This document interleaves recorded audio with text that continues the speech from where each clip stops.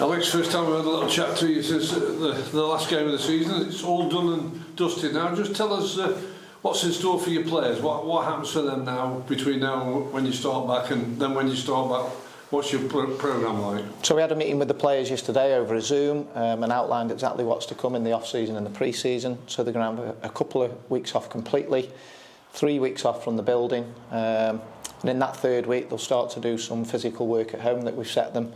And then they come in from that fourth week of the off-season every Tuesday and Thursday to do some cardiovascular stuff and some weight stuff just to keep themselves in good shape in terms of their physical conditioning, so that they're ready for the pre-season, which starts around about June the 22nd. So they've got programmes in place to obviously keep them ticking over during that period from the off-season starting into when the pre-season commences. Have you structured your games and what type of games that you want in your pre-season as well? Yeah, literally 10 minutes ago got the final fixture before the start of the season into the diary. We've got one or two more that we just might need to move around to fit our needs, because obviously we're going to make sure that the pre-season's quite varied in terms of what we offer the players. Going to get away from the training ground for 2 or 3 days to somewhere in this country, just so they get a change of scenery, and all the games will be tailored and timetabled in according to where we are in terms of our pre-season preparation. So it's not a case of just randomly selecting fixtures. We want fixtures from different levels of opposition being put into our schedule at certain times where we feel the players are ready for that step up in terms of challenge.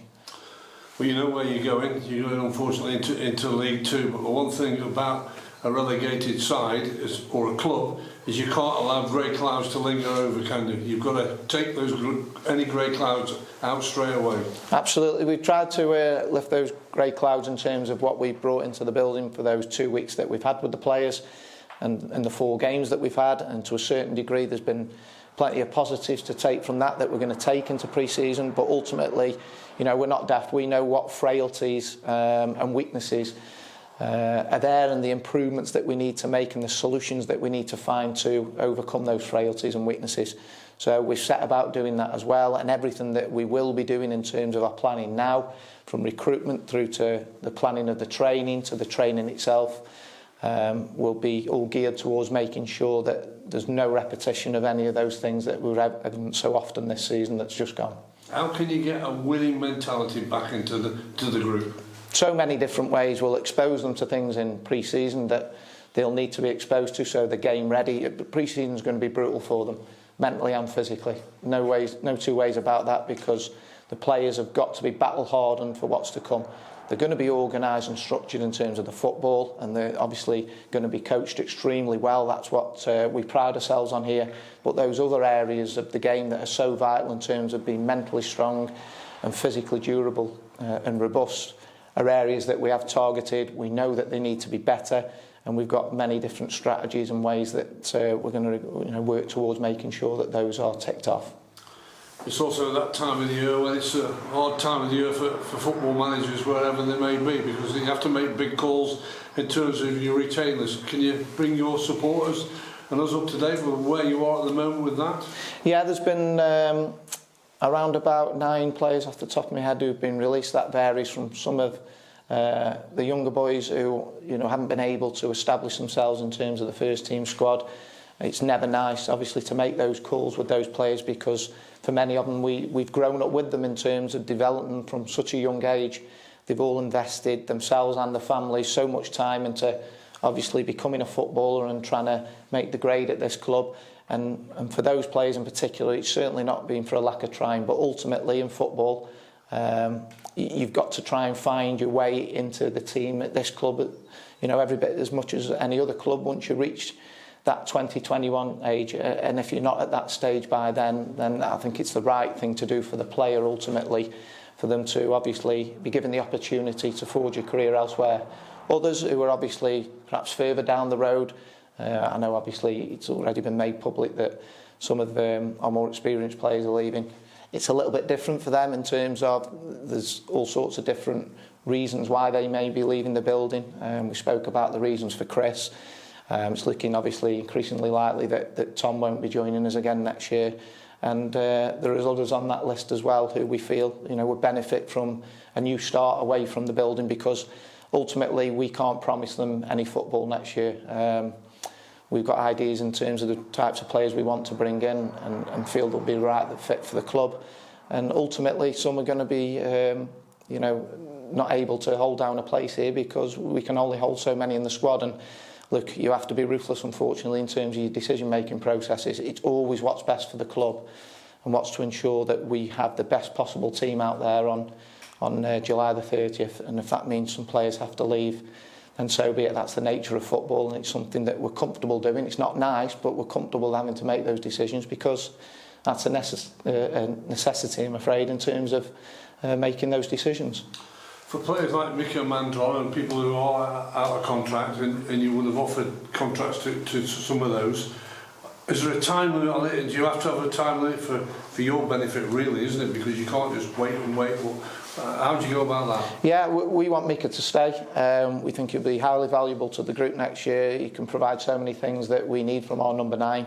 Off the pitch as well, he's a great influence in terms of the changing room, got a great personality.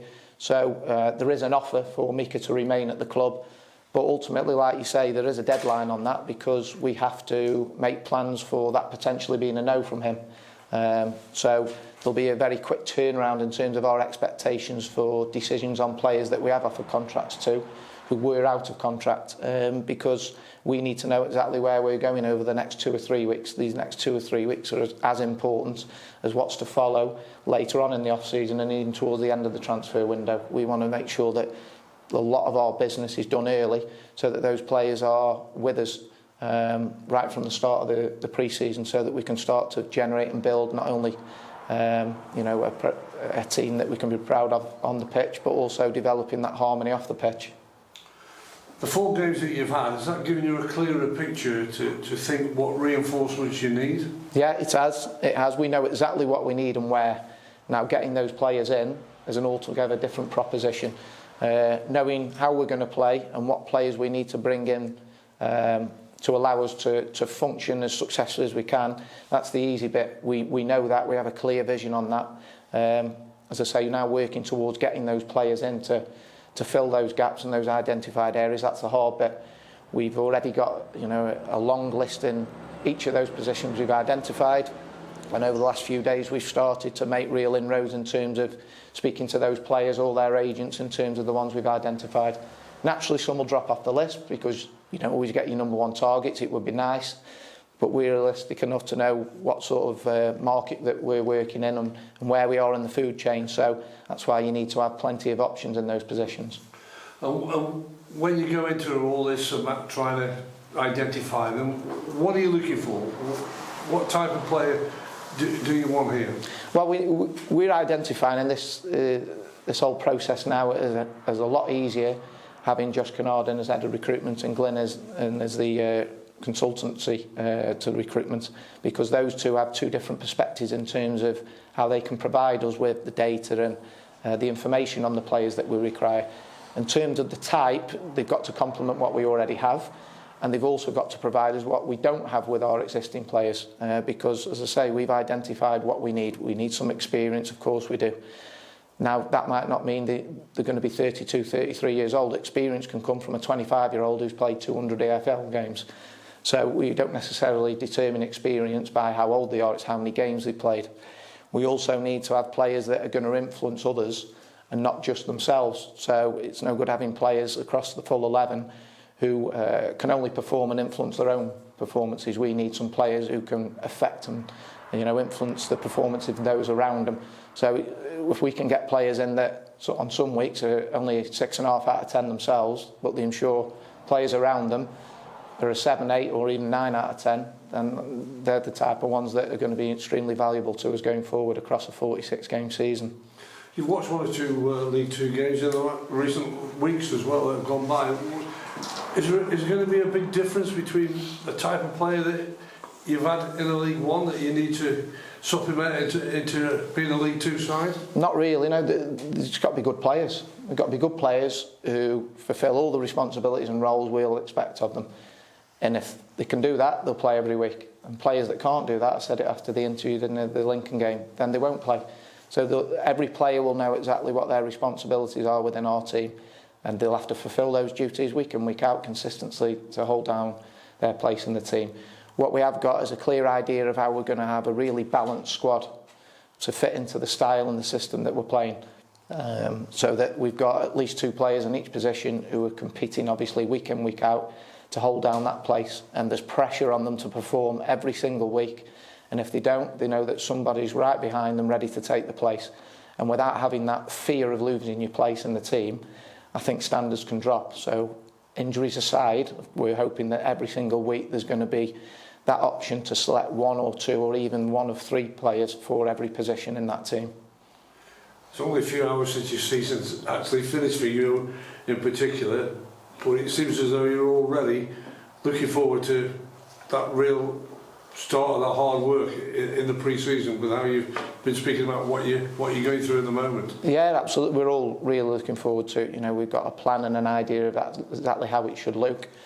I can't stress enough how the 2 weeks that we've had with them, both in terms of the training and the games, has helped us to shape that as well, because we've already got plenty of things in place. The only unknown for us is who's going to come through the door, because obviously recruitment's such a, you know, it is an unknown in terms of, you know, who you want and who your targets are, but getting them through the door, as I say, is an altogether different proposition. The other areas of our preparation in terms of how the training will look, our standards and discipline that we'll set around the building and the way we're going to play, we know exactly how that's going to look. But as I say, the key in the next 3 to 4 weeks is going to be, you know, entirely focused on making sure we get those bodies in the building that we can. And they might not all roll in within the next 3 to 4 weeks. They probably won't. But we want to do as business as early as we can to ensure that obviously we've got that squad settled and ready to go for when we start pre-season. Rounding up on Zach Williams and Rio Adebisi, they're the 2 players I think have had, well, one's just had this long-term injury, one's getting over a long-term injury. Where do you put those in the situation now? Yeah, Rio will be fine. He's now in a position where he'll be good to start pre-season. He'll have some off-season work as well to get him ready for that as well. So that's all positive in terms of where we're at with Rio. Zach, not so positive in terms of he definitely won't make any of the off-season or the pre-season training. Spoke to him last night. He rang me on the way back from London. He was on his way back from London, having seen a specialist, and he confirmed the good news, which is he won't need an operation, so that'll probably chop a month off his recovery, but nonetheless he'll still be, you know, at least 3 months, I would imagine, and he's going to need a little mini pre-season of his own, if you like, around about early August, so that he can hopefully be integrated back into the group, you know, sometime around September. But that's just a forecast at the minute. And just going back to all what we talked about, trying to get the ins and outs, has any of your players signed new contracts yet? No. Of those that we have offered deals to, we were out of contracts. There's only 2 in that boat. It's far too early, I think, to confirm any real movement with them, because naturally, certainly in Mika's case, he'll be assessing his options, I would imagine. But obviously, you know, we have put a time limit on it, as we said earlier, so that we can ensure that that's concluded as soon as possible.